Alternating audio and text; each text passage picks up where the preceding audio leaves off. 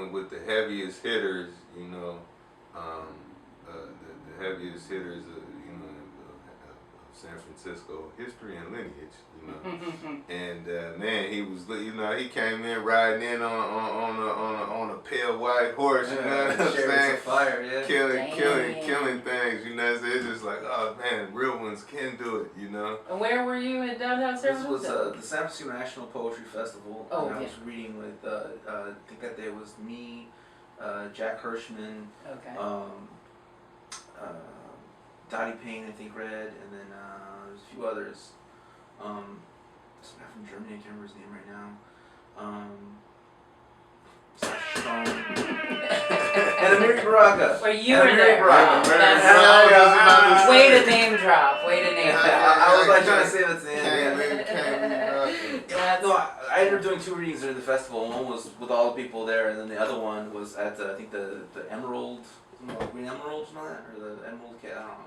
But that was just me and Amiri, so it was just the 2 of us. It was nice. So that was pretty big for me. You know, Jack would call it up. So like at the time, Jack was really trying to push me because like, I was commie. You know, I am commie and soci, so that was kind of like the big thing to push. And I didn't hide it at all. I didn't like try to like fluff around it. So like, Jack was a big, you know, Jack opened a lot of doors for me at that time in poetry. So that was really kind of why I got such a quick start in terms of that. So I was really excited about that, but it was really fascinating because I walked by and I saw Tongo and I started telling everybody, oh, this guy's a great poet, you don't even know. And it was like, I did too. Yeah.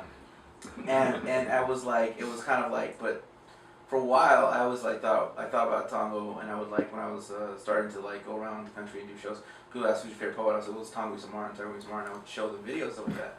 And they'd be, wow, but at the time he wasn't where he is now. I don't think the first book hadn't even come out yet. And then so I was always thought of Tongo as like, man, this world is, Tongo's too beautiful for this world. He's never, it's like, you know, it's an injustice. What, you know, like he should be the one like getting blah blah blah. And then fast forward like 3 years later, and he's like, you know, getting Harper's. He's doing this. He's like, you know, like everyone. He's reading at like, I don't know, like, you know, like we're reading at Langston Hughes' house and doing all this stuff like that. And oh, fuck this guy! Like, oh hell no! I'm kind of like that too. Like, you know, like I'm going around like. I feel you. I'm sick of Tongo. I was actually really I was justice in this world. I was really happy about that. I was like, you know, like, okay, this is what it should be. And so like I was really, really happy about that. As soon as that like immediate just take us with you. That little jealousy bug. Just take us with you, man. Man, you know you go everywhere I go. That's right. Man, and man, what's beautiful too is, you know, then we just started working together, you know what I mean, instantly. You know, there wasn't nothing he wouldn't put me onto, and vice versa. Absolutely, yeah. Yeah, we put in some work. Yeah. Matt. We did a show together actually in LA with my poetry student, Greg Palast. Mm-hmm. Oh wow. Yeah. Where do you teach? Huh? Where do you teach? Greg's my only student. He's my. Oh. In the mansion. In the mansion. Oh, okay. Yeah. We were there. We were Tell there us more. when Palast recorded himself making a dinosaur noise. Yeah. For his next documentary, yeah. So we got to be a part of that history. How was the dinosaur noise? It was pretty good. How does one make a dinosaur noise? Yeah, then he would like sound kind of more like a bird. He sounded more like, but you know, there's a theory that like dinosaurs are actually birds. Yeah. There's a look on his face, how animated he was. I think. I don't know how it's gonna translate in the movie, but if you were there, you'd be like, wow, this is. It's like making a cartoon or something. Yeah. Or a cartoon part segment of a documentary or something. I don't know. Do you ever think about doing that? Any voice work like that? If somebody else got a good idea, you know, like if say if some animator or something, like, I got an idea, something to do with your poem, you know, something like that for sure. Somebody was willing to. Oh, you know what? Well, Greg's doing some of that, and I'm doing some of that with him. You know, actually, man, I'm about to be the narrator of this documentary. See, I knew, I had a feeling you. Man, check it out, man. I'm gonna be there. There's gonna be this documentary called Elaine, and it's about this massacre that happened in Elaine, Arkansas. Actually, like 100 years ago, you know, damn near to the day, sharecroppers in Elaine, Arkansas, and around there tried to unionize, and you know, the white establishment responded with mass killing, and then interestingly, that we started winning these gun battles, so federal troops had to come in and machine gun us all down. So I'm like the narrating voice for that documentary. That's awesome. Wow. That's perfect for you. Congratulations, that's huge. Matt, I want to hear about your upcoming Cuba trip. I'm going to Havana to go speak at Casa de Americas, which is like considered kind of the premier like cultural spot or like, institution in Cuba, maybe in all of Latin America. All the world, you know what I mean? Like, You've been there? No, just only heard the legends. Okay. So Casa de Americas has played host to people like Eduardo Galeano, Gabriel Garcia Marquez, Pablo Neruda, Victor Jara, Mercedes Sosa, Roque Dalton had an office there. So so there's all these names, and then there's also a list of people probably no one's ever heard of, and I'm going to join that second group of people, right? But I'm also But after that time, you're going to be in the first group. but no, so it's really exciting though. It's really exciting to be part of Casa to be part of this presentation at Casa de Americas, and I'm going with. I was approached by the sociology department of Cal State Dominguez Hills, and Cal State Dominguez Hills is a really interesting campus because it was actually formed out of the Watts Rebellion. That was like actually why the campus came into being. Oh, nice. So it's kind of considered like the movement school, but as most schools are, most Cal State, most Cal State system is it's bureaucratic kind of nonsense. So it's hard to say that it's lived up to that legacy, but anyways, but the sociology department's pretty good, and so Jose Prado out of there, he takes a delegation to Casa de Americas every year, mostly of students, but this year they asked him to bring in some type of artistic, something artsy, essentially, and so he approached me and said, okay, well, can you put together a team of poets? Nice. From Los Angeles. I'm like, okay. So what's the program? So well, it's for the study of Latinos and something like that. So basically, this school is like studying the peoples of Latin America or something like that, and then include the United States within that. Within populations within the United States that would fall into that category. So I'm like, okay, so I kind of understand who you want me to get. So I got Iris Nianda, Viva Padilla, and I got Luis Rodriguez, the author of Always Running. I love him. Yeah. Right. I love that book.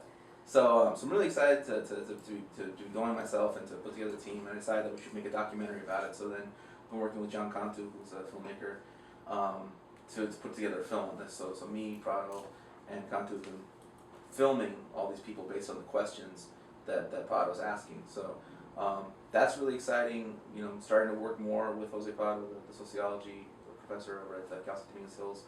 We're kind of calling it this point in time the cartography of verse. Right, which is basically mapping out a city through the arts. And so this is the first project that we're doing here in Casa de Americas. Hopefully we're working on something to take over to UNAM in Mexico City. So that's kind of like That's amazing. Mr. Worldwide. That's beautiful.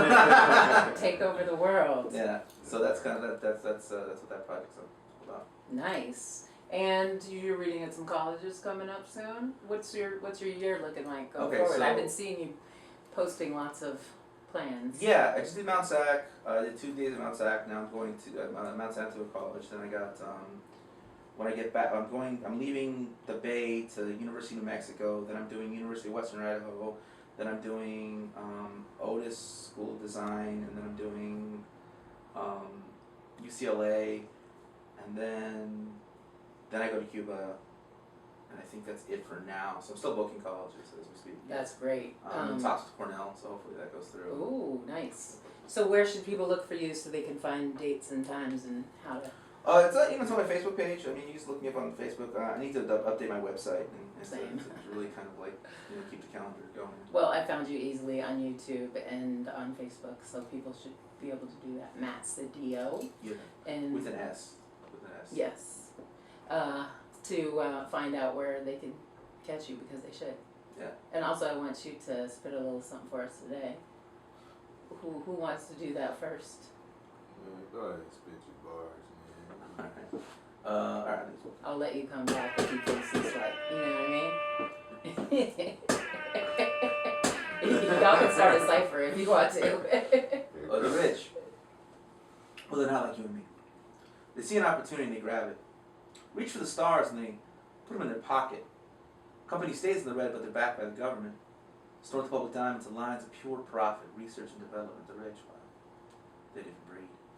Champagne wishes and caviar dreams, thoroughbred stallions, $250,000,000 mansions on the sea, Deepwater Horizon, blood diamonds, golden parachutes, silicon messiahs feasting on endangered species served on silver platters, winter palaces carved from the tips of icebergs, six-figure charters, ultra capital, $1,000,000 cufflinks, bucking life like an apple, insured by suicide nets, lifestyles of the criminally negligent, but you haven't lived. So you've launched a car into space for no fucking reason. That's what I call freedom. The rich, well, here's how it is. Dollars and cents. Trademark and rent. Facts and figures, lines on ledger, derivatives and debt, building the future, increasing productivity, union busting back to the 100-hour work week, trimming the fat, producing monopolies, little money, shorts and bets. And that, my friend, is how the rich stay rich while the rest make poor decisions, and it's pure ecstasy. Living in the lap of luxury, pushing pharmaceuticals, the mark of the market will bear your body to alter a life or death bargain, the gospel of wealth, because it is what it is, and that's all it's ever been. The less we spend, the more we keep. You see, the rich and the poor, well, they're just like you. 2 hands, 2 feet, the sky, the sea, and everything between, one heart that beats in the time to make the most of it, so you'll find no sympathy reaching into these deep pockets. All we asked was our fair share, and god damn it, that's all of it. So we're out in the streets, screaming peace and justice, we sleep in satin sheets, dreaming free and guiltless over oceans and tariffs, liquidating pensions, and off to bid on porcelain porches at billion-dollar auctions. You don't need us. You know you're selling your, you know we're selling your secrets. You still send us DNA kits, watching the puppets on television debate freedom, free speech, fascism, and democracy. We'll reach the earth, punch the ozone, and fuel the economy with space stations. Yes, space stations, hydrating the red planet. We're going to survive this lava pit. So you got pots and pans, we got deeds and plans, chopping down rainforest, colonizing the moon. We're the rich. Who the fuck are you? We'll privatize the water supply and then copyright the tears falling from your eyes. Burn it all down? What the fuck you talking about? The ice caps already melting. You want to start some shit? Eat the rich? We're already killing your kids. One carbon footprint, one gas house emission, one oil rig, one naval ship, one free trade agreement at a time. We'll get away with it too.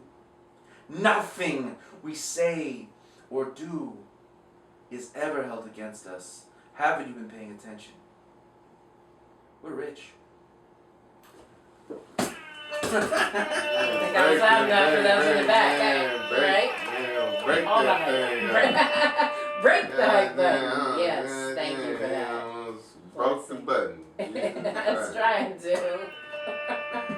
Go ahead, Cassandra. Spit your poem. Oh, no. We're not here for me. What you say? You had a new poem you wanted I to didn't say? say that at all. If you don't want to read in front of Matt, if you're feeling shy, it's okay. Sorry. Man, trying to play me on the radio and on camera. I feel. You know what I'm saying? You fucked up. Now. It's alright. Yeah. Let me do my thing then. Shit, it's my turn then. I ain't scared. I can listen to y'all two go back and forth all day. Man, let's it's do just it. too damn hot in here. Shit. Well, you know, apparently too much of San Francisco was not there in the first place. His dream requires more condemned Africans, or put another way, state violence rises down. Or still life is just getting warmed up.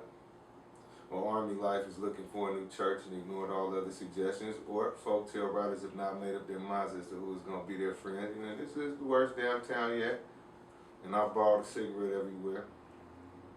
I've taken many a walk to the back of a bus that led on out the back of a storyteller's prison sentence, then on out the back of slave scars, but this is my comeback phase. I left my watch on the public bathroom sink and took the toilet with me. Threw it at the first bus I saw, eating single mothers half alive. It flew through the bus line number, then on out the front of the White House. Hopefully you find comfort downtown, but if not, we brought you enough cigarette filters to make a decent winter coat. A special species of handshake. Let's all know who's king, what's the lifespan of uniform cloth. This coffin needs to quit acting like those are birds singing. Rusty nails have no wings, have no voice other than that of a white world dying. Their book pages in the gas pump. Catchy, isn't it? The way 3 nooses is the rule.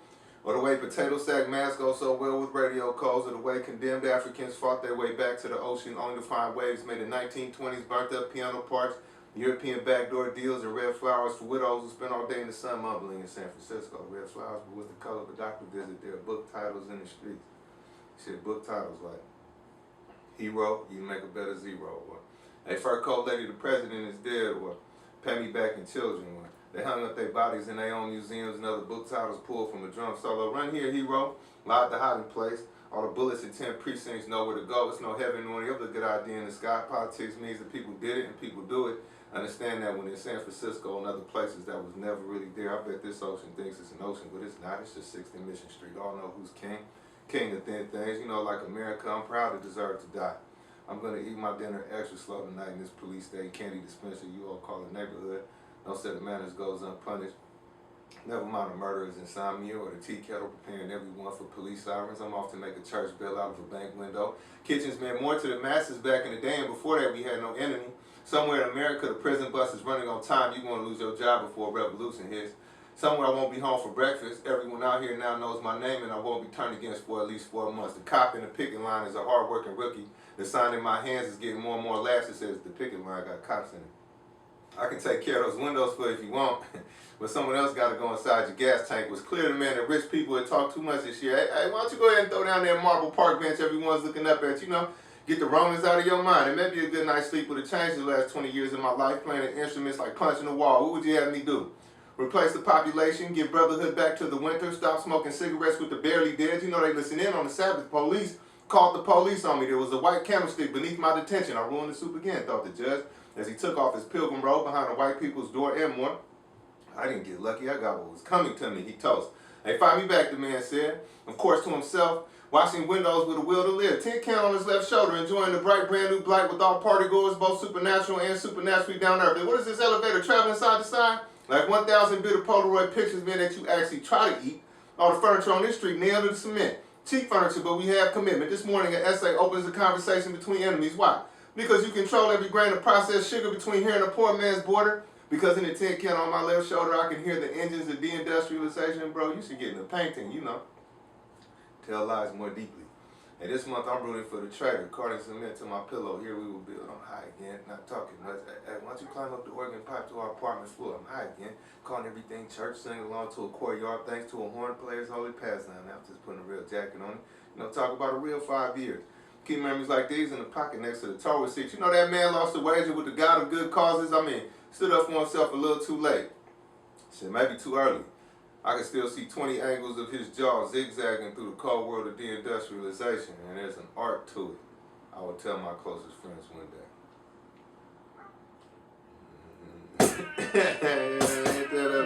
Break the button. Break the button. Thank you so much, y'all, for that.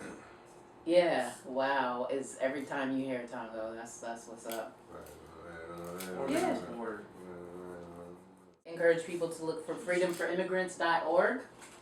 Yeah, freedom, you know, so September 30th, man, if you feel like, you know, up jump the boogie, you know. September 30th. September 30th, come on down. That's San Diego. That's San Diego Otay Mesa Detention Center. But if you want to just go on and get it lit in your neck of the woods, man, that's groovy too. And I think it's October 14th because that's Indigenous People Day. Mm-hmm. On October 14th, there's national call out, and I'm you know, it might be close the camps. Dot something. Okay. That might tell you where you know the action is near you. Okay. Close the camps. Close the camps. Dot something, I think. Okay. Who are you reading for Litquake? Are you doing a separate event or a lit crawl thing? It's kind of spunky, man. It's like little politics involved, you know. Really? It's strange politics, man. But you know, who's politicking? Yeah, lit crawl people? Nah, not the lit crawl people. It's a. Because everybody wanted you in every leg, and you made Nah. Tell It's me just more. you know, I mean, I'm trying to hold. I got caught in a twist because I was trying to hold somebody else down, but then their bigger picture changed. I got to be cagey on purpose. You know what I'm saying? But a bigger picture for somebody else changed, which kind of put me in a lurch. Like, you know, imagine you you riding for somebody else, but then, all of a sudden you by yourself. Yeah, it's happened to me last year, and a couple times, for sure. But nah, man, shit, San Francisco literary politics is harmless. Yeah. It just is what it is. But no. Actually, I'll be at a Adobe bookstore. What's the reading series is it for? It's just Adobe. This is the bookstore itself. Yeah, Okay, on 24th Street in the Mission on October 19th. I swear, right? I think I'm on the 15th. Oh, you might be. That's why I was asking if you were at a separate event or in the crawl. Yeah, I don't think I'm in the crawl. Yeah, because you're big time, so you get a separate event. Oh, man. There is. There's other events leading up. We could always be bigger, man. Indeed. All of us. Just take me with you. You know what I'm saying? Oh, yeah. Any parting thoughts, Matt? Definitely support the action on September 30th. But also, I've actually been working a lot lately with the Association of Raza Educators, and right now, Lupe Carolina, she's pushing this thing, Save California Ethnic Studies. So I would encourage people to Google Save California Ethnic Studies. Right now, they got the model curriculum through. They were able to get. What they're trying to push through is ethnic studies will become a graduation requirement for high schools. And that got kind of almost all the way through, but then at the last minute, like kind of they got attacked by Breitbart and other right-wing sources, and then California politicians, including some states that are up here actually in the Bay, like they took on the idea that the new ethnic studies thing was like anti-Semitic, right? And so this became the charge because it had stuff about it in the language of BDS. But they upscaled their hilarity because they moved past that to say that we need also include more things specifically on, I said they think something about Armenians and then something else, but then they also include Greeks. That way they need to, there's not enough consideration within the new ethnic studies plan for Hellenic culture. And so they're demanding the California education system, public education system, gets more Hellenic than it already is. And so to me, like that's like Hellenic as in what? Like the Odyssey? As in like the Republic, as in like all this green stuff you made me learn all my life. So I mean, they're just totally grasping at straws. They're just totally grasping at straws, and they're absurd, and you know, almost everyone who opposes anything that's like halfway decent or you know represents any piece of truth is absurd and ridiculous. And so that's my primary thing is to find out, to expose not just the injustice of it, but kind of the absurdity of it, just like really like mock them and laugh at them as rashly possible. But that's not the point I'm making here. Go to Save California Studies. Go to Save California Ethnic Studies. I think there's a petition on Change.org. They're trying to get 10,000 signatures, and they're at like 8,600, something like that. So it really is, you know, a small thing, but like you know, small things are all things, and you know, this is a battle that I think we can win. I think that this is actually something that could happen in our lifetime. So it'll be, you know, I don't know, like, what does it mean, right, to really push for something called ethnic studies? Because to me, ethnic studies is just the truth, right? Right. So learn the real stuff. Learn the real stuff, right? So we're trying to like do something where we have essentially in California, State of California, a non-racist education system, right? And like, how do you have a non-racist education system and still have a prison system and still have homelessness and still have, you know, army bases up and down where, I don't know, but it could be things like one thing can lead to the struggle in many things. So the fight for ethnic studies is not just the fight for ethnic studies, it's the fight to have a public school system that essentially isn't racist, right? Right. And if we can get that, then not only will that be a win in and of itself, but it can domino into other things. Absolutely, because you have an educated population that wants to solve all those problems. Absolutely. That are all stemming from Right. the lack of knowledge and the predominance of propaganda right now and white supremacy, right? So yeah, that's awesome. And I hope people would think critically about calling things anti-Semitic that are actually, I think it's okay to be critical of somebody's government, doesn't mean you don't like the race, right? Yeah, yeah. I mean, because otherwise we're fucked here. Right. None of us like it. This government doesn't represent us at all, so... Yeah. You know what I mean? Yeah. There's a lot of that being flung around where I'm like, where did you get anti-Semitic out of that? Right. Well, as far as the anti-Semitic charges are concerned, it really has to do with the fact that there was people talking about BDS, and that is really where boycott, divest. I don't know what that is. Boycott, Oh. divest, and sanction. Oh, yeah, okay. The state of Israel because of I'm thinking like because of BDSM or something. because of the treatment of the Palestinians and because of the apartheid state that exists in there with Israeli Arabs as well, and a lot of things that are going on there, similar to what happened with apartheid in South Africa, right? So it's a very similar model, Right. and so based on that, they're calling it anti-Semitic. But I'm not the type of Right. person that when you call me an anti-Semite or you call me this or you call me whatever you call me, I'm not going to like point to like, oh, look at all my Jewish friends or look at all Oh, this. thank God. But I can say that there are Jewish organizations that are speaking in support of the ethnic studies firm, but that's neither here nor there. Right. The charge is ridiculous. The people who are making the charge are ridiculous. Yeah. And the people that have kind of pushed, that did the initial pushing, that are starting to back off, they're cowards. And so there's a lot of cowards and there's a lot of ridiculous people and there's a lot of people with hidden agendas. There's been articles written in the LA Times against the ethnic study, against the model curriculum. But these people that have written those things, they've also written articles in previous time. One person wrote an article. They were lamenting the fact that California LAUSD is no longer going to have random searches of lockers, right? So they're saying like that's a bad thing. That's a bad thing. How will the students be safe if there's no random searches of lockers, right? We don't like ethnic studies, and we also want schools to be like random. So they want the school to look more like a prison, right? Oh, So yeah. that's one of them. There's another person who also says like, oh, this ethnic study curriculum is terrible for many reasons. This person also 4 years ago wrote an article where they put the phrase social justice in quotes, like this social justice curriculum, right? So it's no surprise that people are attacking ethnic studies, right? They've had a long history, and way too often we who advocate for things, when we get attacked, like as to say that we are this or we get red baited, or we get this, we try to like shift and move and speak to our virtue, right? But our virtue should not be on debate. Our virtue is not to be debated. The issue is to be debated. But if we are to debate virtue, let's debate the virtue of the people who are making attacks on us, right? Fuck me, no, fuck you. So that's kind of like that's kind of like where I'm coming from it. So and the views expressed by Matt Sedillo represent the views of Matt Sedillo solely. But honestly, like if we're gonna talk about this, our character should be on trial. Right. The character of the people who would seek to do these things. They're the ones who should be in question. I mean, the state senator, I can't remember his name right now, but the state senator, he was backing some kind of place in the mission that was coming into the question of gentrification, right? And he was like, no, this place is great.